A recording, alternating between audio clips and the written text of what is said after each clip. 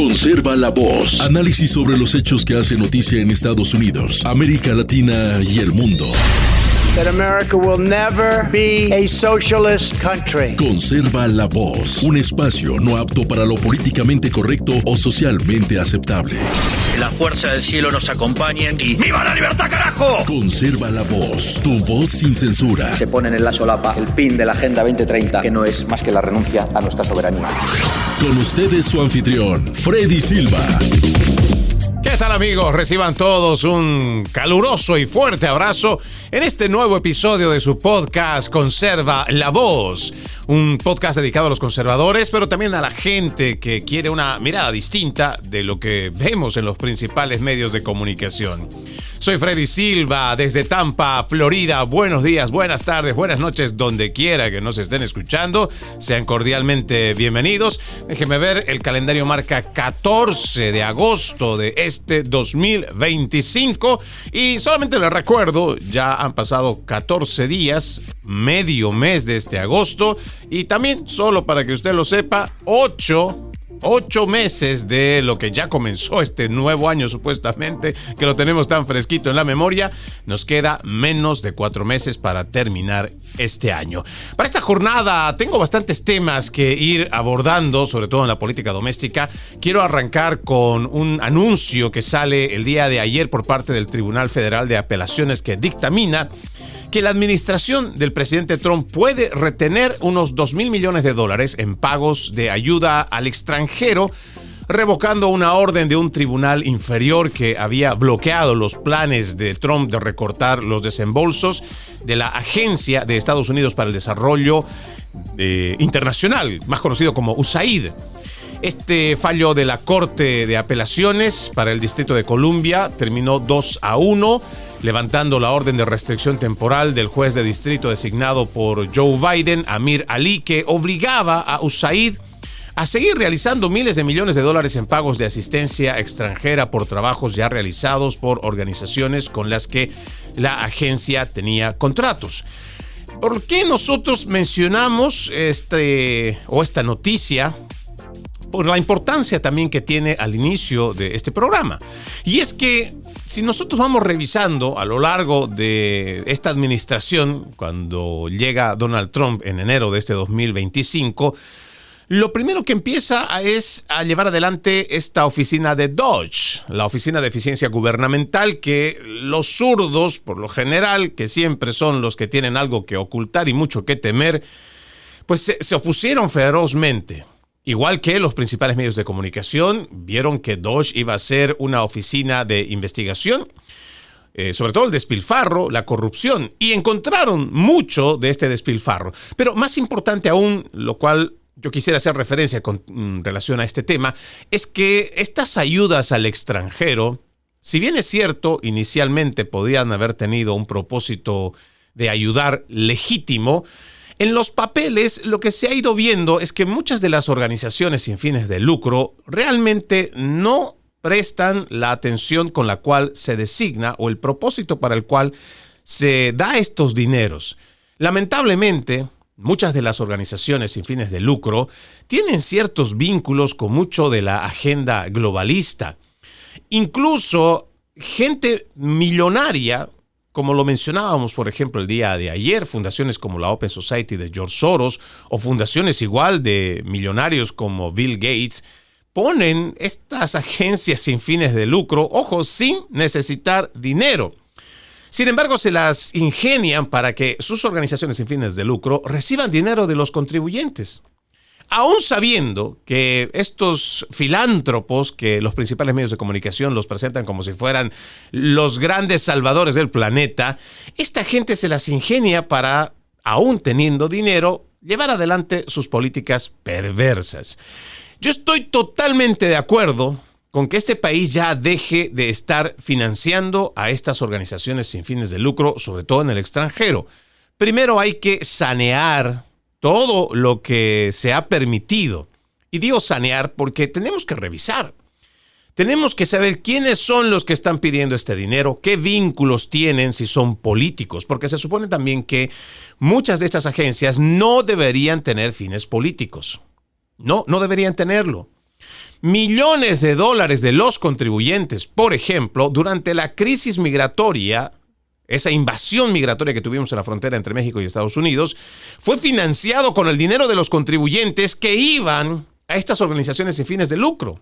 Y ojo, incluso organizaciones que se visten de cristianos o de católicos o de alguna fe, alguna religión.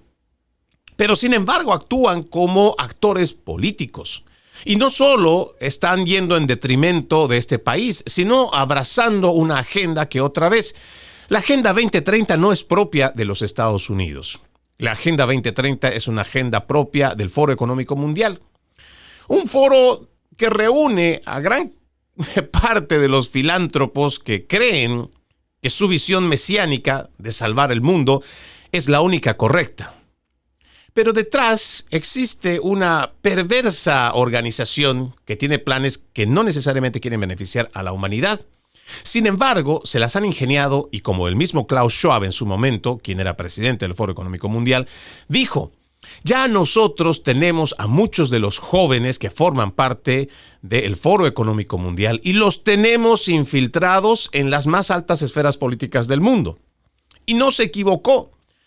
Muchos de los que son parte de las juventudes del Foro Económico Mundial hoy o son presidentes o están como ministros. Y usted podría decir, pero seguramente estos filántropos que tienen este tipo de conexiones en las altas esferas seguramente alcanzan solo a Europa. No. O Estados Unidos también dirá. No, no es cierto. Muchos de estos operan mandando dinero, convenciendo a los politiqueros corruptos de nuestro continente y llevan adelante esta misma Agenda 2030. Por eso es importante que nosotros reconozcamos primero que hay un grave problema con las organizaciones sin fines de lucro, dentro y fuera del país. Tenemos que permitir que existan investigaciones, además de auditorías, para saber quiénes están detrás de estas organizaciones sin fines de lucro. Tenemos que ver a dónde se manda este dinero. Pero más importante aún, tenemos que revisar por lo menos los últimos 5 años, sí, no digo 4, 5 años, incluyendo la administración pasada del presidente Trump. Porque tenemos que ver si realmente se ha gastado el dinero. Porque también resulta que muchos de estos filántropos o esta gente que entre comillas quiere ayudar a la gente necesitada, no lo hace. Mire cómo es el esquema de este fraude que al final termina siendo legal. No es legítimo, pero pues algunos dirían que se llama legal más bien, pero no es legítimo. Mucha de esta gente abre su organización sin fines de lucro y ellos ponen, por ejemplo, 2 empleados. Puede ser la misma persona con su esposo o su pareja. Estas personas, una vez que logran recibir dineros, ellos establecen que esa fundación pues necesita pagarle un sueldo a la gente que trabaja. Y si ellos, por ejemplo, reciben $50,000 o $100,000, lo primero que hacen es destinar estos dineros para la gente que va a trabajar. No necesariamente están ganando, ¿verdad? Porque por eso es non-profit. No es que este dinero, $100,000, esté generando riqueza, no.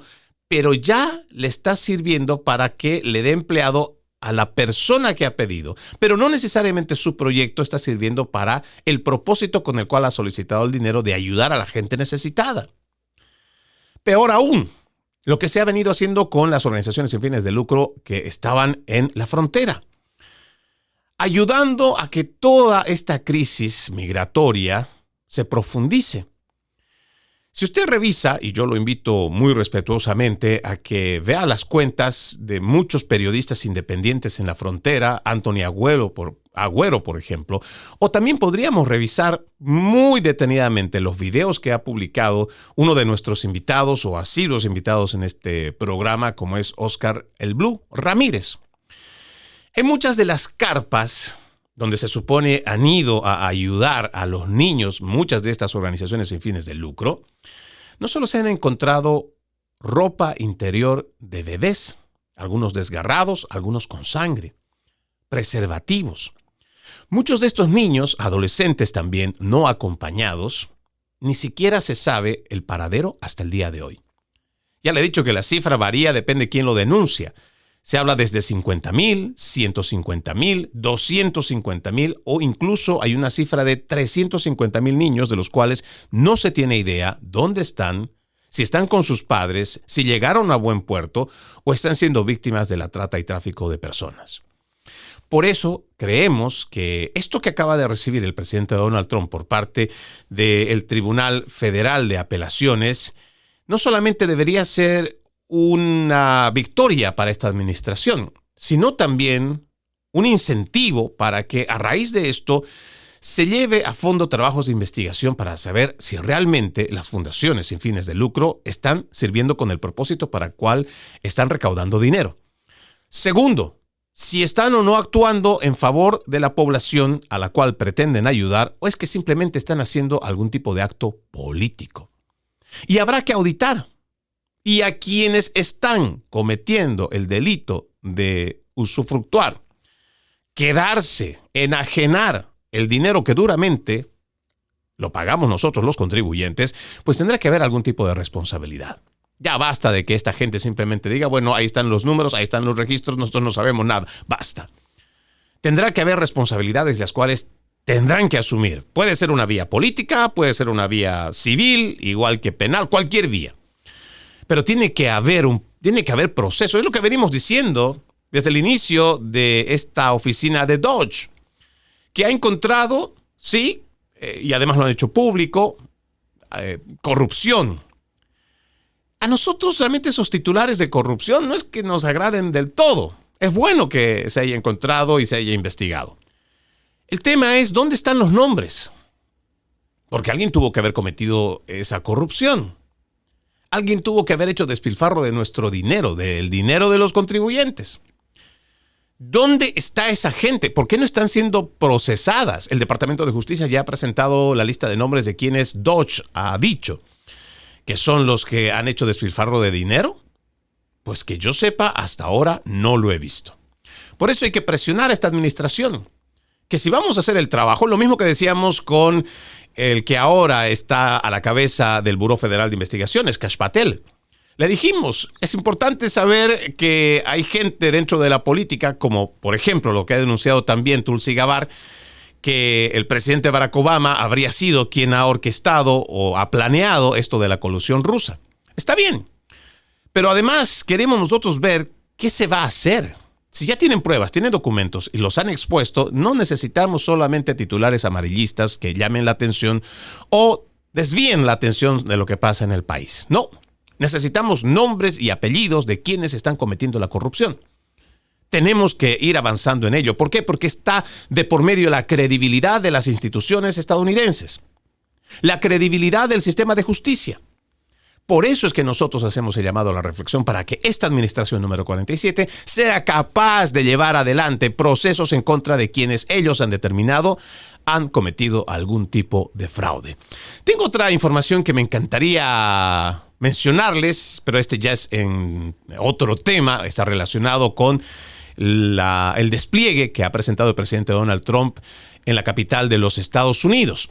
Resulta que mientras más son los medios de comunicación con algunos activistas demócratas diciendo que la criminalidad ha descendido, que lo que está diciendo Trump es una mentira, aparece más gente, como por ejemplo usted recordará, aquí en este programa le dijimos que una de las presentadoras de ABC, un medio de comunicación progre, más alineado con la izquierda, dijo que en Washington, D.C., a tan solo unas cuadras o minutos, creo, caminando de la oficina donde trabajan, no fue solo una persona, fueron varias de una misma empresa que se vieron atacadas o amenazadas por indigentes o estaban muy cerca del peligro al ser casi asaltadas o asaltadas. Ahora resulta que tengo este artículo de ayer de un programa que es All Things Considered de NPR, este medio al cual nosotros hemos calificado que también de izquierda. Dice el corresponsal nacional Frank Langfitt, que declaró que en el área del Congress Heights de Washington, D.C., algunas de las personas con las que habló le dijeron que el crimen es peor de lo que muestran las estadísticas porque algunos han dejado de denunciar a la policía porque sienten que muchos crímenes quedan impunes. Langfitt de NPR, como le dije, afirmó que en el área de U Street, las personas con las que habló dijeron que el crimen no les parecía tan grave. Sin embargo, ellos mismos van diciendo al público que es peor de lo que las estadísticas muestran. Lo que era bochornoso el inicio de esta semana era ver cómo el presidente, mostrando cifras, estadísticas, en cuanto a la criminalidad y la justificación también para poder desplegar a la Guardia Nacional en suelo de Washington, D.C., que instantáneamente, mientras el presidente hacía su disertación en vivo a través de CNN, esta cadena, que es abiertamente antitrumpista, que es abiertamente prodemócrata, lo que hizo fue publicar sus datos, lo que ellos consideran que es la criminalidad. Y esto es realmente bochornoso. Tengo un trabajo de investigación que, si ustedes también gustan, yo los invito a que puedan ingresar a Media Research Center. Ellos son bastante comprometidos con la investigación, pero también el seguimiento sobre lo que ocurre en los medios de comunicación y cómo le mienten al país. Hay un artículo que usted lo puede encontrar en newsbooster.org. Dice: CNN y MSNBC, las dos cadenas de cable liberales, prodemócratas, progres, han estado citando estadísticas inventadas en un intento de desacreditar las afirmaciones que hizo el presidente Trump sobre el crimen desenfrenado en Washington, D.C. Durante las últimas 24 horas, escucha este dato que me parece interesante. Estas dos cadenas han citado las dudosas estadísticas más de 70 veces, mientras se niegan a reconocer que un oficial de la policía de Washington, D.C., fue suspendido por manipular esas estadísticas hace solo unos meses. Escuche estos datos. Los hallazgos que hicieron a través de su trabajo de investigación. Durante más de 24 horas, CNN y MSNBC citaron estadísticas manipuladas sobre delincuencia en D.C. 73 veces. El colaborador conservador de CNN, Scott Jennings, fue la única persona en cualquiera de las cadenas que mencionó que un comandante de la policía fue suspendido precisamente por supuestamente falsificar esas estadísticas. En ambas redes, el 6 de enero de 2021 se mencionó 31 veces. A mediados de mayo, dice este artículo, el comandante de la policía de Washington, D.C., Michael Pulliam, fue puesto en licencia administrativa después de que el sindicato policial acusara a su departamento de manipular intencionalmente los datos sobre delincuencia. Como explicó Paul Wagner de NBC News, el sindicato afirma que los supervisores policiales del departamento manipulan los datos sobre la delincuencia para hacer parecer que los delitos violentos han disminuido considerablemente en comparación con el año pasado. Pero desde el pasado lunes, cuando empezó todo esto de que el presidente Trump quiere empezar esta campaña de limpieza de la criminalidad en la capital de los Estados Unidos, dice: CNN y MSNBC han citado continuamente esos datos contaminados en respuesta al anuncio del presidente Trump de que el gobierno federal asumiría el control de la policía en el distrito. Los analistas de MRC, de Media Research Center, examinaron las primeras 24 horas de cobertura regular entre semana, tanto de CNN como de MSNBC, tras el anuncio de Trump, desde las 11 de la mañana del 11 de agosto hasta las 11 de la mañana del 12 de agosto. Se han identificado 73 casos en los que los presentadores invitados, o sea, sus analistas, sus todólogos, expertólogos y reporteros fueron citando las estadísticas delictivas manipuladas por las que Pulliam fue suspendido. MSNBC fue responsable de 44 de estos casos, mientras que CNN transmitió los 29 restantes. No voy a continuar haciendo lectura de este artículo que me parece muy interesante, y además también quiero dejarle a usted la oportunidad de que ingrese a esta página y también por su cuenta vaya revisando qué tan cierto puede o no ser lo que estamos leyendo. Sin embargo, quiero que usted se dé cuenta que hoy en día ya no se hace periodismo.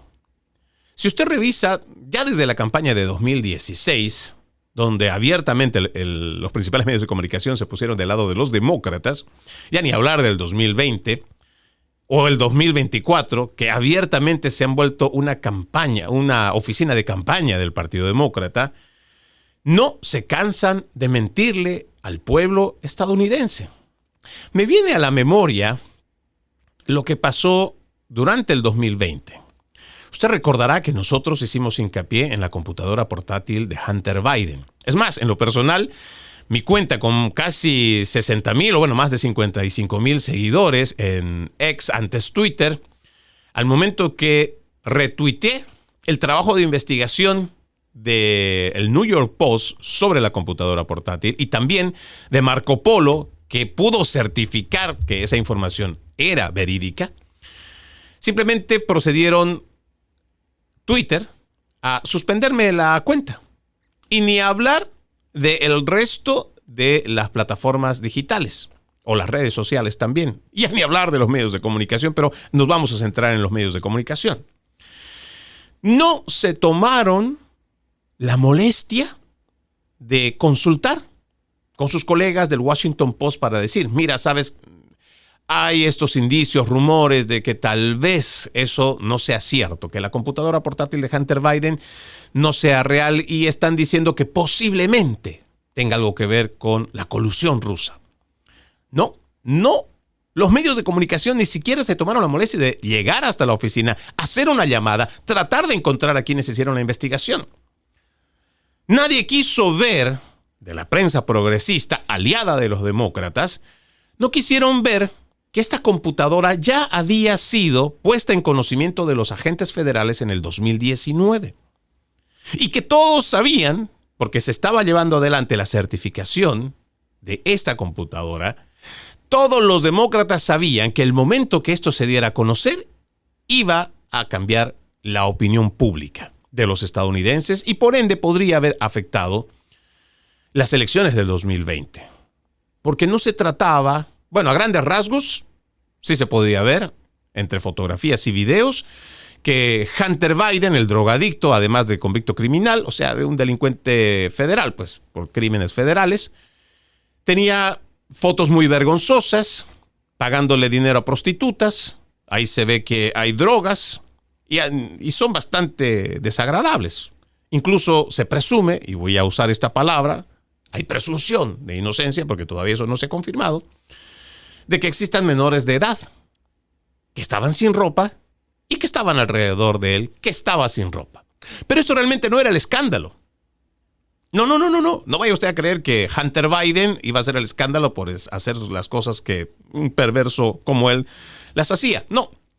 El verdadero problema por el cual tanto la prensa progresista, aliada del Partido Demócrata, vio que esto no tenía que salir, era porque de por medio habían documentos en los cuales se había hecho denuncias e investigaciones que están en el Congreso de los Estados Unidos relacionados con el presunto tráfico de influencias de la familia Biden, que durante la vicepresidencia de Joe Biden logró contratos bastante jugosos del extranjero y que fueron canalizados a través de empresas o ficticias o que fueron temporales, pero de la familia Biden.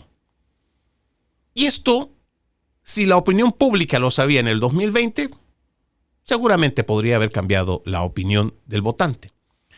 Porque es una familia perversa, en general. Y no lo dice Freddy Silva porque se lo está inventando, sino porque existen documentos en el Congreso. No se hizo una sola investigación, fueron varias. Y uno se pone a pensar ahora cómo es que trabaja, cómo es que articulan, cómo es que están coludidos estos principales medios de comunicación, que aún sabiendo que existe un oficial suspendido o que se le encontró, supuestamente vamos a decir, manipulando los datos de la criminalidad en Washington, D.C., no pongan en duda esa información. Es que eso es lo más increíble. Existe una persona denunciada porque posiblemente pudo haber manipulado con el propósito de decirle a sus superiores que están haciendo su trabajo. La criminalidad ha bajado, ya todos estamos más felices, todos estamos más contentos, nos sentimos más seguros y bueno, vamos a recibir entonces el aplauso, la plaqueta o cualquier reconocimiento. Por ende, el político también, porque le estaría diciendo a su gente, mira, estamos haciendo lo que nos ordenaste que hagamos a través de tu voto y estamos cumpliendo contigo. Mentira.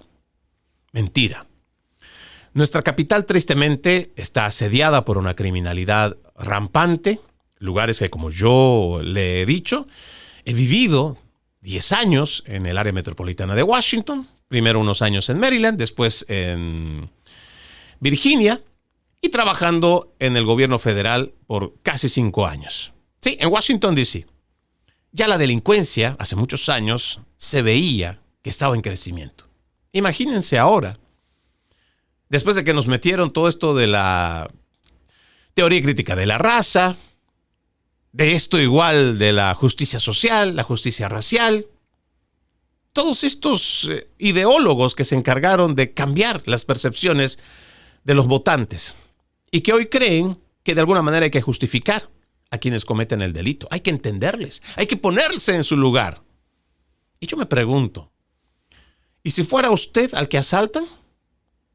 ¿Todavía se va a poner en el lugar de esa persona que le asaltó?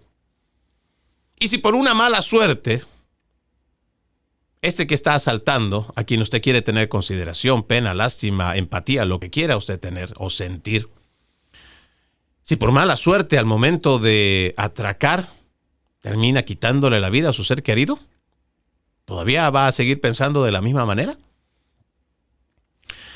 Los principales medios de comunicación, mi pregunta es, ¿cuándo van a reaccionar? No solamente pierden credibilidad ante su público. Más importante es el perjuicio que le hacen a su comunidad. Para tratar un problema, primero hay que reconocer que existe un problema. Y a partir de ello empezar a buscar soluciones. Pero primero hay que ver si existe o no un problema. Y eso es lo que es preocupante por parte de los medios de comunicación. Solo por hacer el activismo de oposición, que hoy, como no existe un líder demócrata, como no existe un liderazgo del Partido Demócrata que esté haciendo oposición, tanto jueces como fiscales demócratas o prodemócratas o progresistas quieren hacer de oposición. Y tenemos estos principales medios de comunicación que también dijeron, bueno, ante la ausencia de una oposición del partido, pues tenemos que hacerlo nosotros que somos sus aliados. Esta es la triste realidad en lo que se ha convertido nuestra prensa estadounidense, de los principales medios de comunicación. Ojalá puedan hacer algún tipo de reflexión, porque al final del día, más allá de su triste credibilidad que todavía creo le queda un poco a esos medios, es el perjuicio mayor el que le hacen a los ciudadanos con los que conviven. Vamos a nuestra primera pausa en Conserva la Voz. Ya regresamos con más. Conserva la Voz. Conserva la Voz, un programa de información y análisis de los hechos más importantes que ocurran en el mundo. That America will never be a socialist country. Pero también sé que no es lícito eliminar una vida humana para resolver un problema. Se ponen en la solapa el PIN de la Agenda 2030, que no es más que la renuncia a nuestra soberanía. Conserva la Voz. Conserva la Voz. Continuamos con más de su podcast Conserva la Voz. Recuerde que usted puede ser parte de nuestro programa escribiéndonos a través de nuestras redes sociales. Me encuentran como Freddy Silva TV. Freddy Silva TV. Solamente en la red social Instagram me encuentra como Freddy Silva 80. El resto, pues me encuentra como Freddy Silva o Freddy Silva Ayala también.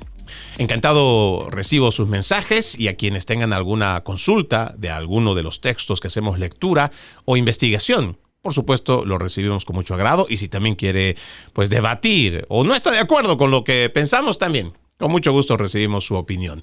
Hay un tema que pues me vuela la cabeza, me pone de muy mal humor y seguramente usted pues no sé cómo lo recibirá, pero déjeme se lo cuento. Un sacerdote católico está bajo investigación por supuestamente iniciar una relación de años con una stripper de 17 años, además de pagarle cientos de miles de dólares para que no lo dijera. Se trata de Robert Sullivan, de 61 años. Está con licencia como pastor de la iglesia de Nuestra Señora de Dolores en Homewood, Alabama, después de ser acusado públicamente de iniciar esta relación con Heather Jones. Ahora ella tiene 33 años, pero esto supuestamente cuando ella tenía 17 años es que comenzó en el 2009. Jones, la que demanda, dijo en una carta a la diócesis de Birmingham y compartida con The Guardian que conoció a Sullivan, al pastor, al cura, mientras bailaba en un club de striptease que él frecuentaba. Mientras le daba propina, le ofreció $273,000 para firmar un acuerdo de confidencialidad a cambio de una relación continua que incluiría apoyo financiero a cambio de compañía privada.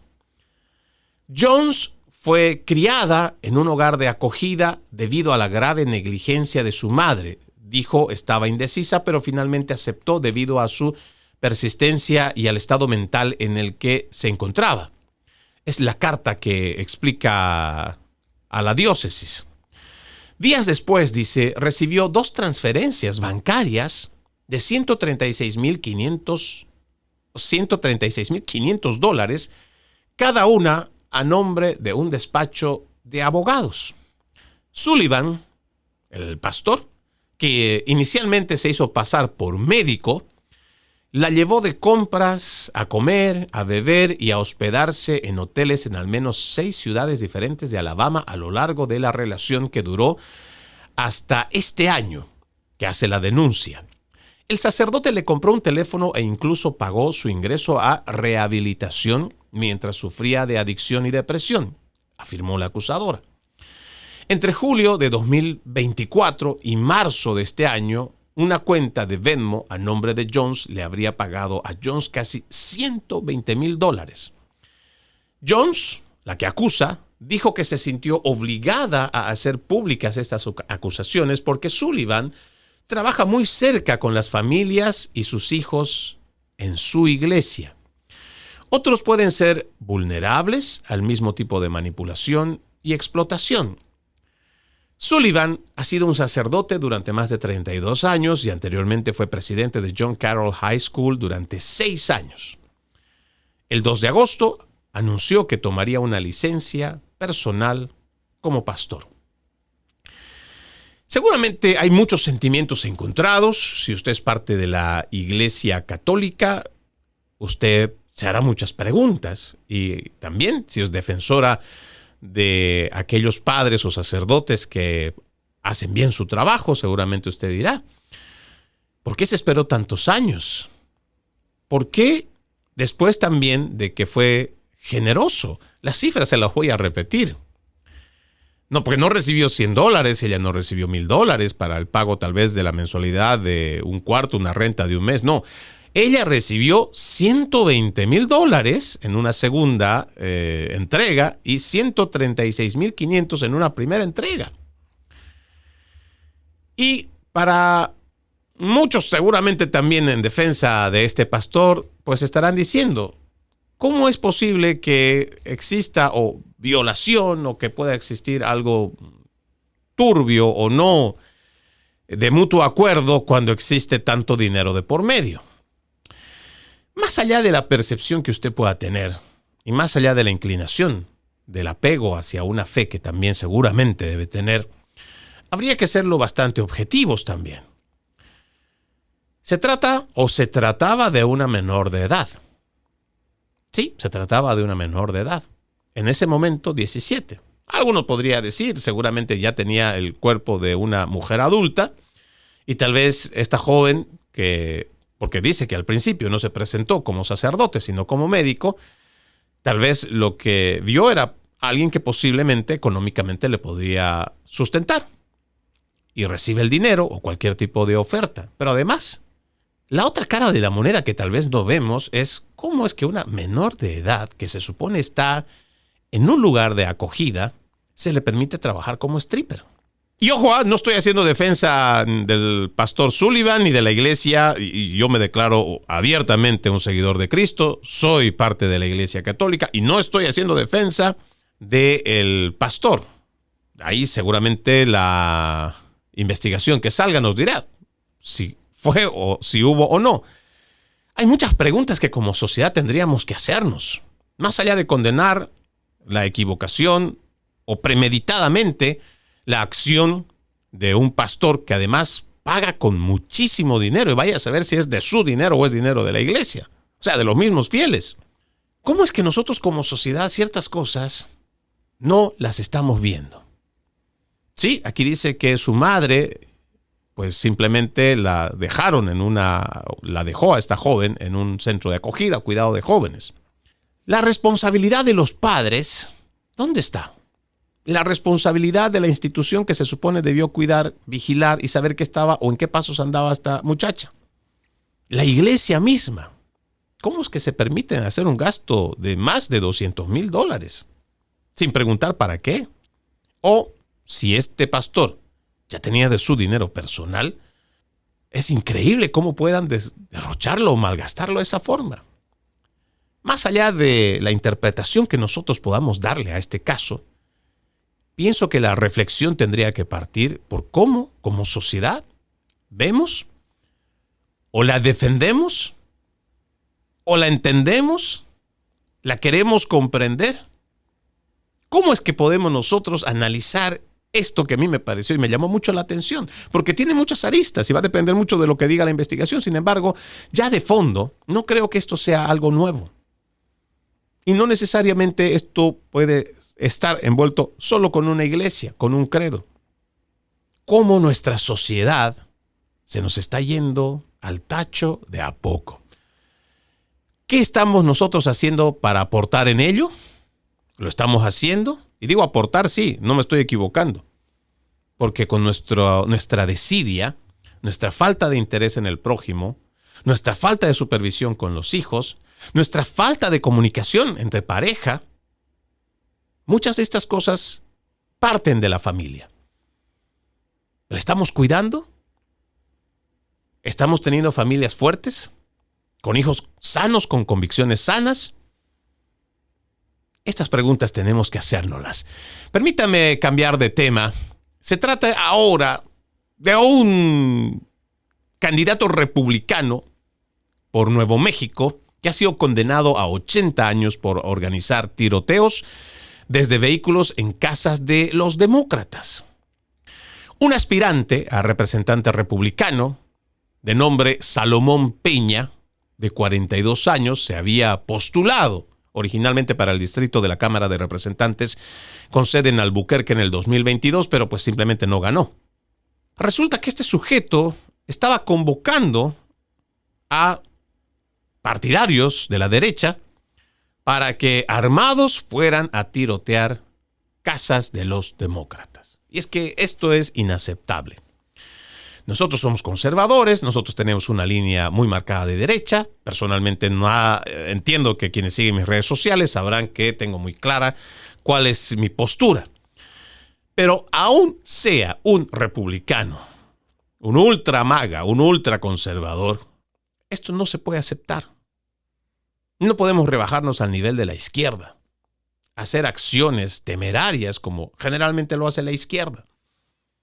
Y vamos a condenar públicamente este tipo de cosas. Este sujeto, afortunadamente, ha recibido todo el peso de la ley. Sí, 80 años de prisión. Vamos a ver qué dice más de acá.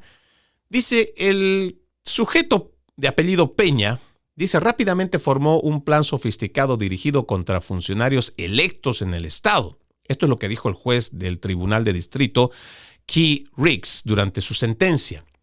Había sido arrestado ya en 2023 después de un intenso enfrentamiento con un equipo SWAT y acusado de contratar a 4 hombres para disparar contra las casas de los comisionados del condado de Bernalillo, Adrián Barboa y Debbie O'Malley, y también los senadores estatales Linda López y Mo Maestas, todos demócratas registrados.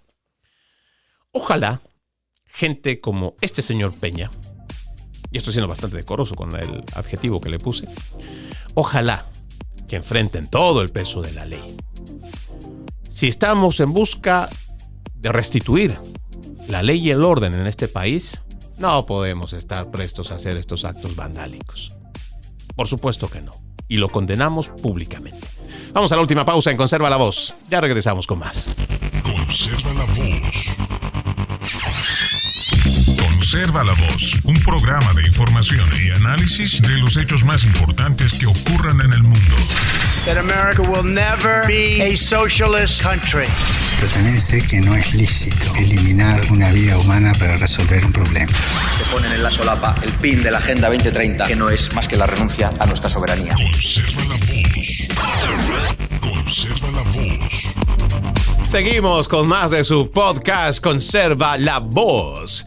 Desde Tampa, Florida, como siempre es un gusto mandarles un abrazo. Ya les dije, el calendario para hoy es 14 de agosto, estamos en día jueves, bastante calor en este lado de la Florida. Y en más información, le cuento que el Departamento de Estado de los Estados Unidos ha hecho una advertencia que me parece muy significativa. No tiene que ver tanto con la política doméstica, sin embargo, como nosotros somos un programa bastante antiglobalista, nos hace mucho, o sea, no es que nos haga feliz, pero sí nos parece muy interesante. Y sí nos congratulamos, por así decirlo, porque lo venimos denunciando.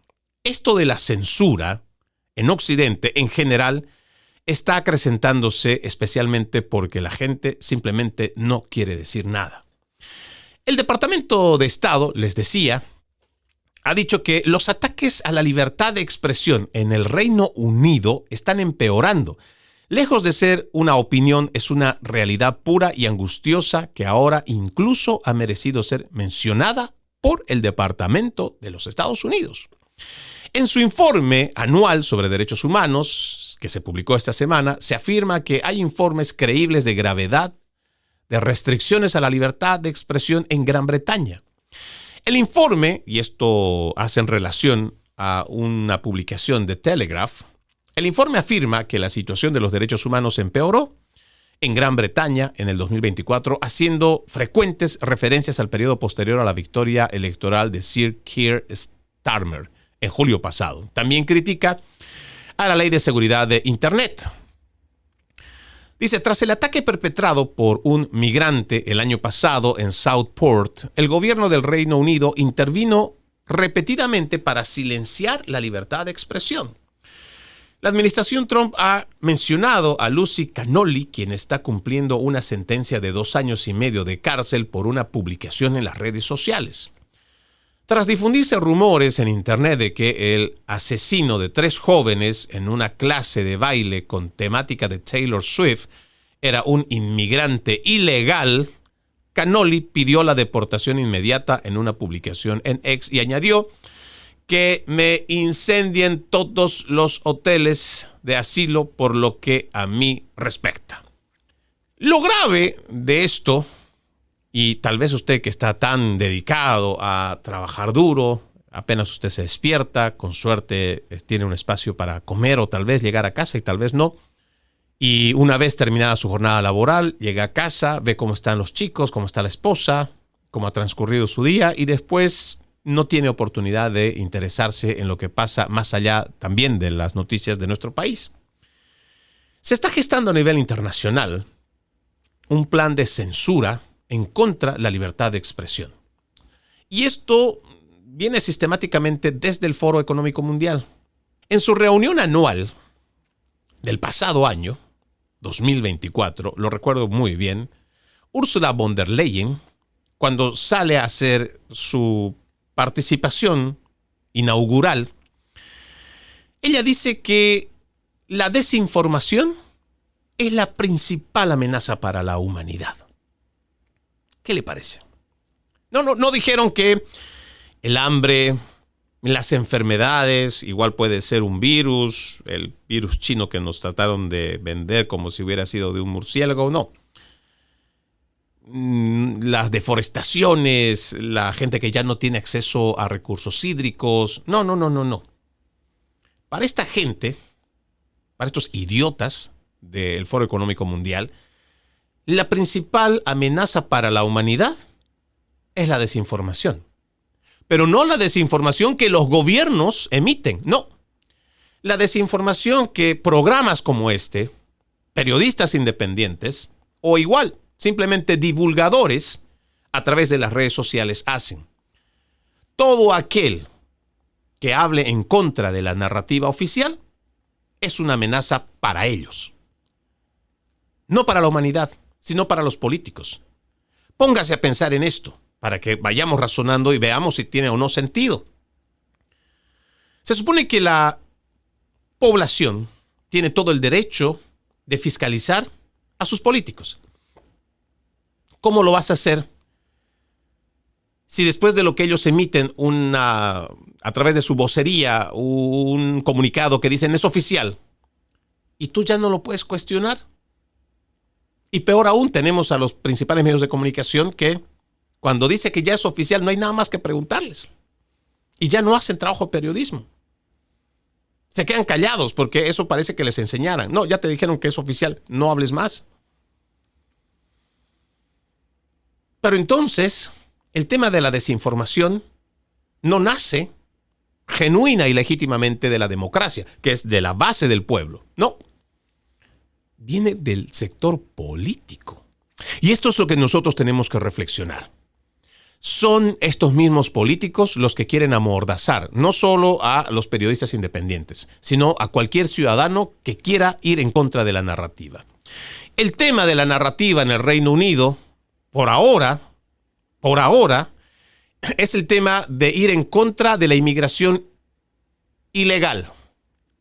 Aquí tenemos el problema con los hispanos y en general, ¿no? O sea, en términos generales, inmigrantes indocumentados que, sabiendo que no podían acceder porque son migrantes económicos, más no todos con asilo, aún así violaron la frontera, violaron las normas establecidas porque tenemos una ley migratoria que la violaron. En el otro lado del charco, al otro lado del Atlántico, casi es lo mismo. Pero a diferencia de que hay una invasión de inmigrantes ilegales que generalmente están viniendo de países donde su credo es musulmán, donde practican el Islam. Ya usted tendrá una idea de cuál es el choque cultural que hoy se está teniendo. Muchos de estos tercermundistas, por no darles otro adjetivo, piensan que la mujer es de su propiedad, pero aquí le estoy hablando en términos muy claros, y piensan que al ser de su propiedad pueden tratarla como quieran o abusarla el rato que quieran. Son miles de denuncias a lo largo de los años que los gobiernos de turno han ido ocultando precisamente ¿para qué? Para no ir en contra de esta agenda del Foro Económico Mundial de el multiculturalismo, la diversidad, la inclusión, la tolerancia. Hay que aceptar a todos porque todos son buenos y todos tienen que estar aquí comiendo con nosotros de la mesa y todos agarrados de la mano. Políticos cobardes, pusilánimes es lo que tienen allá. Y todos estos politiqueros malparidos son igual de la izquierda, todos en general, que promueven esto. Y no estoy hablando solo del Reino Unido. Revisemos en general Occidente. Antes de la llegada de Meloni en Italia. Ahora, en España, es crítica la situación con toda esta invasión migratoria. Ya ni hablar el tema de Francia. La gente que ha ido visitando los últimos meses o los últimos 2 años, París, una zona emblemática o zonas emblemáticas turísticas, llena de suciedad y de gente que vive en la calle, parte de esa inmigración masiva y descontrolada que promueve el Foro Económico Mundial con las Naciones Unidas. Pero resulta que tú no puedes decir nada, tú no puedes criticar, tú no puedes señalar, tú no puedes hacer algún tipo de mención en contra de algo que tú ves que es dañino para tu ciudad. No puedes hacerlo. ¿Por qué? Porque prácticamente te censuran, te cancelan. Automáticamente, si tú dices algo en contra o de una comunidad, o puedes igual decir, están viniendo menas a robarle a nuestros hijos a plena luz del día que solo están yendo a pasar clases en las calles de España, está pasando esto. Decirlo de esa manera, que son estos menas, ya es un delito de odio. Ver la realidad objetiva que tus ojos están apreciando. Es un delito de odio. Si tú abiertamente dices que son estos inmigrantes indocumentados o estos ilegales que han entrado a través de una invasión migratoria y van y se meten en tu propiedad privada, en tu departamento, eres un xenófobo y eres un racista. Sin embargo, hay que tener empatía con toda esta gente que viene a recibir subvenciones de los gobiernos con dinero de los contribuyentes, y tú no puedes ponerte en el lugar de ese ciudadano, por ejemplo, español, tal vez un adulto mayor, que es dueño de su propiedad, que lo han sacado a patadas o que simplemente lo han sorprendido cuando fue a comprar a la tienda pan y cuando volvió ya estaba ocupada, y no puedes sacar a estos delincuentes. Y no te puedes poner en el lugar de esa mujer, en el lugar de ese señor adulto mayor que no tiene dónde vivir.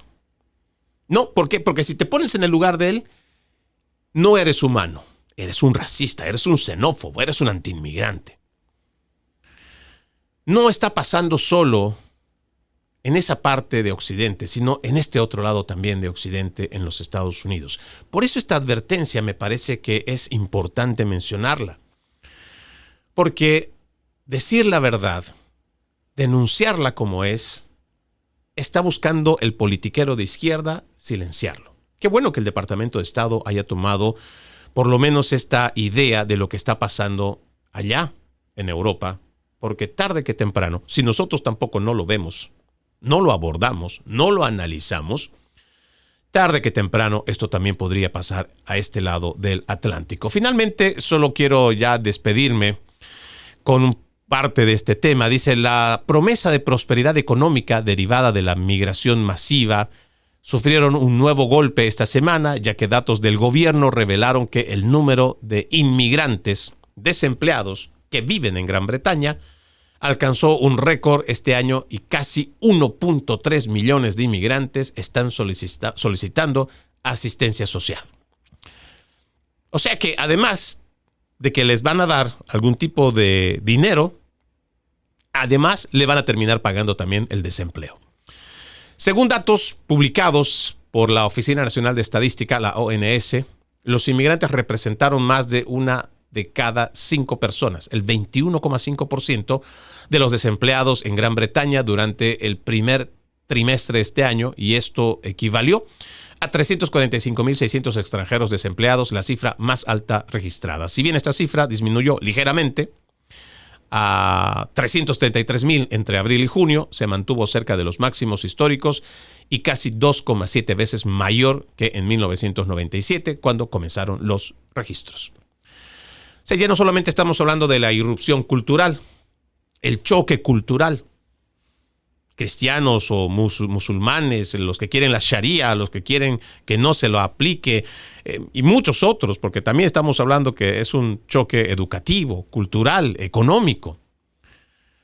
Sin embargo, toda esta promesa del multiculturalismo que nos hace la izquierda, porque es de la parte de la internacional socialista, no funciona. No está funcionando. Tenemos que dar marcha atrás. Lo que nos queda es volver al patriotismo, al amor por la familia natural, por la propiedad privada. Soy Freddy Silva desde Tampa, Florida. Como siempre, es un gusto haberles acompañado en este episodio de su podcast Conserva la Voz. Como siempre, antes de irme, un extracto de la palabra. Sacamos de Salmos, capítulo 37, versículo 23.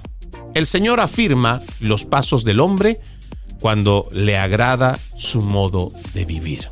Tengan un bendecido resto de jornada y, como siempre, ejercitemos la decencia que nada nos cuesta. Permiso.